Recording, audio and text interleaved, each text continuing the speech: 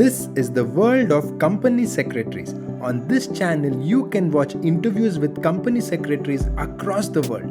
Make sure you subscribe and hit that bell icon. So, can you tell us few more anecdotes or few memories of your days of a student and doing this intermediate program and CS final program? Yeah, I mean, one is, of course, I mean, at that time, the course structure was a bit different. In fact, the practical training was only for 4 months for us. And we used to attend the lectures. I mean, that lectures used to happen in Sidnam College. And a fantastic professor, Professor Balsar, I cannot forget. It's one of the fantastic guy of company law. And uh, when we used to there was also a CC concept. I mean, you have to write the 5 question papers and send it to them, and then at that time we used to get CC, and then you can appear for the examination. Yes, sir. And in fact, I remember even I've done it. Maybe I was one of the last batches who did it. okay. Yeah. And we used to study together. So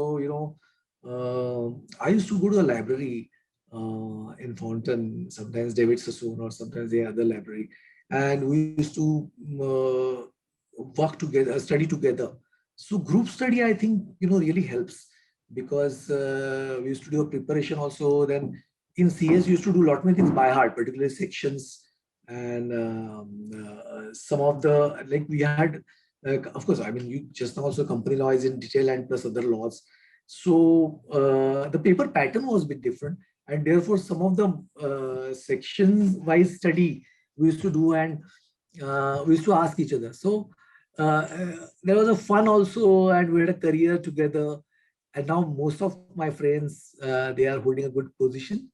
So that was like that, and also the importantly, we used to get job easily.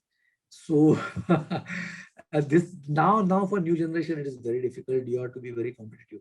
And when I passed out, uh, I completed my practical training. I got a job, practical training immediately, and I was working in Uco Bank also, so I got some exemption also.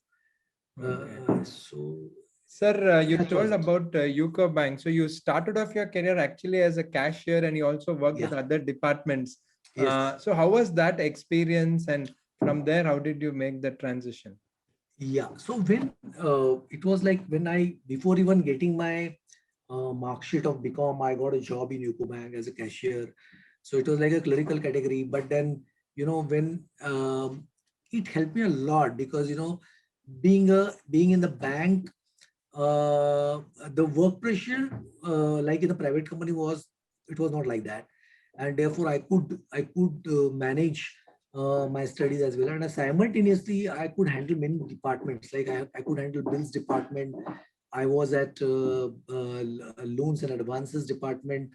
Then I was, of course, in the accounts department. So I was in various departments. So, and at that time there was no computers. There were no computers. So it was Okay. all manual, and therefore we used to keep the ledgers and interest calculation. Uh, so all that was like that. I mean, Yeah, and it's it helped me a lot, because I was at a Bombay main branch, and from that the library was exactly opposite in the DN Road. So it was good. okay. So that's really nice and interesting to know. So from your early days at Uco Bank, then we would like to know few experiences because you work with big brands like Fiat India, DHL India. So what were the kind of roles and how was your experience there in Fiat and DHL? Yeah, but before Fiat and DHL, I'd like to tell when actually when I passed out and my practical training was completed, immediately first job was Vinati Organics Limited, where one day Mr. Rajguru actually I interviewed me, and immediately I got a job there. I was so lucky there, and I got a training under Mr. Rajguru. And then so that Vinati Organics was basically a manufacturing company, and then I was always in the manufacturing sector. So from Vinati, then Camden Limited. In fact, Vinati I could handle IPO, At that time, there was no SEBI, so there was CCI, Control of Capital Issues, and that experience, and then like Camlin, then SIBA. SIBA is now Novartis, and then ThyssenKrupp. So all were manufacturing, and I enjoyed. I mean, I got a vivid roles. One is HR, as well as administration, sales tax. Uh, I mean, you said. I mean, uh, I handle almost whatever role I got, I accepted it. And you'll not believe, but in when I was in Leica, it company became a sick. So when I was leaving Camlin and joining Leica, so sometimes some of the people told me, "Arey, why you are going to a BIFR company?"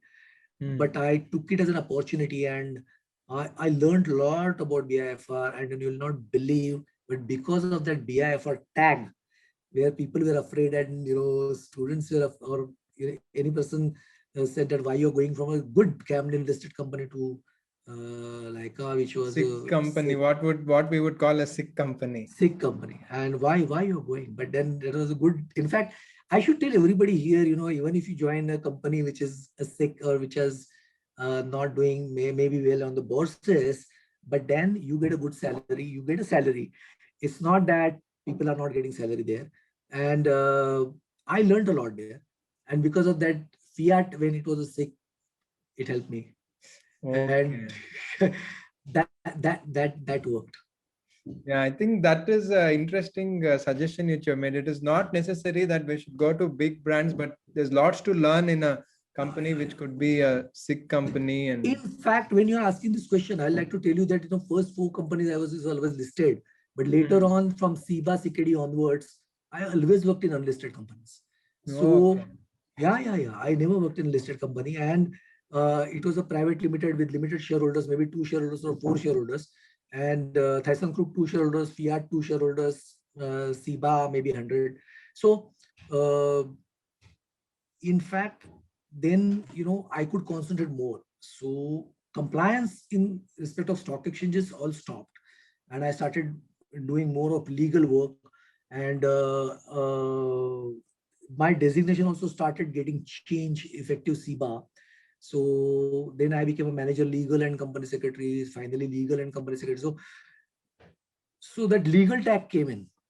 Okay. And in fact, after DHL, when I we DSK legal offshoot, this legacy started. So Yes. I was one of the director on the board of the legacy. And me and Suhas Tulsapurkar, who was a partner in DSK legal, it was like we started that venture. And I tell you, the experience was very different, because there my role was like um, we were doing the various tools there. It was like a LPO, legal process outsourcing. Okay. And I was from recruitment, administration, HR, marketing, IT, everything under one roof. And that got a It's very good almost experience. like being an entrepreneur when you're starting out. Yes. Hmm. So I was like a promoter, but I didn't invest there. But I Yeah. was like a initial director of the Yeah. company. The initial founding team in that it was. So I was a founder member, you can say.